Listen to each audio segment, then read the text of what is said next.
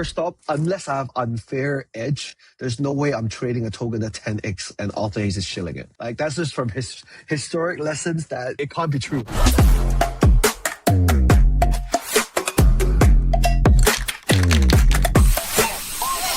All views expressed by the hosts and guests in this podcast are solely their opinions and do not reflect the opinions of their respective employers. Guests and hosts may maintain positions in the assets discussed in this podcast. This podcast is for informational purposes only, and nothing in the podcast is intended to be financial, legal, or even live advice.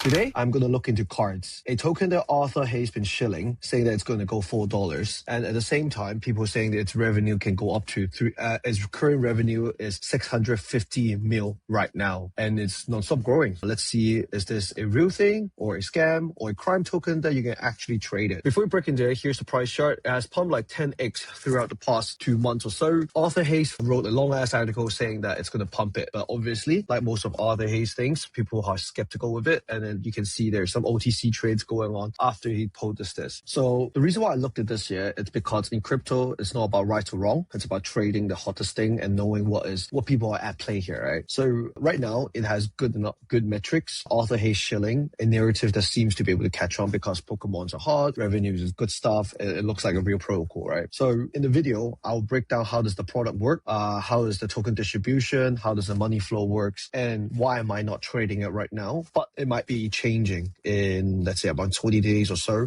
or if there's 2 other major events that might trigger me to start trading it instantly. Follow through the video and let's see what's up. All right, before I talk about the money flow of the whole operation, let's understand about the product. So the product essentially is, first, they have a bunch of like real cards. Someone is authenticated, holding it, insured it, then issue an NFT. And then it's put into a gacha pool. People that can put money in this gacha pool and draw whatever. You can fund the wallet through USDC, card, Apple Pay, etc. Then you get an NFT. Through the NFT, you have a few options. First, you can hold the NFT. You can sell it instantly with 80% value, 85% of its value marked on them, or you can sell it on the marketplace, or you can redeem it, burn it, then you can ship the physical card home. So where they make money is not to giving you like a very bad gacha odds. Where they make money is here.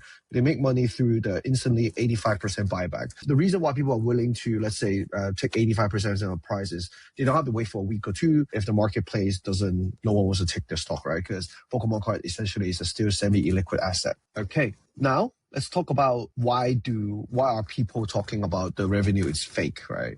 Before, you can read about more this article a bit later. The TLDR is that the money that's flowing in, he suspects it as a repeat using just to spike up the volume kind of thing, like a metric generator-ish. I'm not going to go into detail, but I can show you what I found on chain that I think it verifies or is likely the case. Before showing you the wallets, I'll tell you like how does the money flow works, all right? The money flow is like bots, farmers, users would deposit money, go into the gacha machine, and then somehow the money that from there will go back to buying the actual cards. 10% is kept, the rest is going to treasury. Treasury has been going to cash out to the teams. 3% go to buy back the cards, the token itself.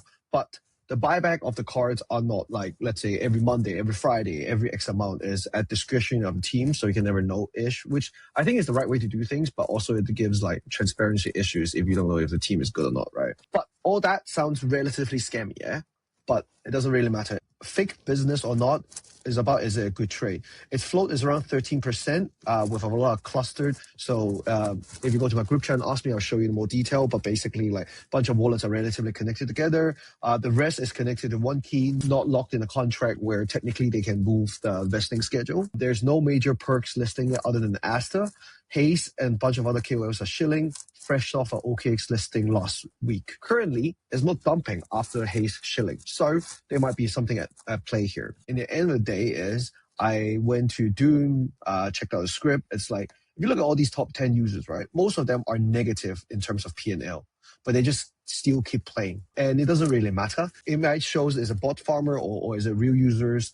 Sure. In the end of the day, I think the metrics is too good to be true. I try using the product as a retailer. If I'm not a crypto user, I don't think it's easy to use. So I don't think they have that many real users. And the cross-reference NFT holders to token holders, definitely there's more token speculators. I don't know, is the business fake? But hey, it's not about right or wrong, right? Again, it's just about is it a good enough trade. I'll link this in below so everyone can check out in detail. But yeah, I do agree most people are either farmers or bots in terms of the users. So they also have some money flow in out as well to check out how the money were disposed, etc. But hey, sure, as long as they paint a good enough picture in DeFi Llama and people are having attention to it, maybe people will buy it. Or maybe they're setting on the scene to get listed on perks, and once you get all those shorters that Arthur Hayes might be able to attract, maybe they will try to squeeze him. So here comes the key question. What am I going to do, and is this the trade?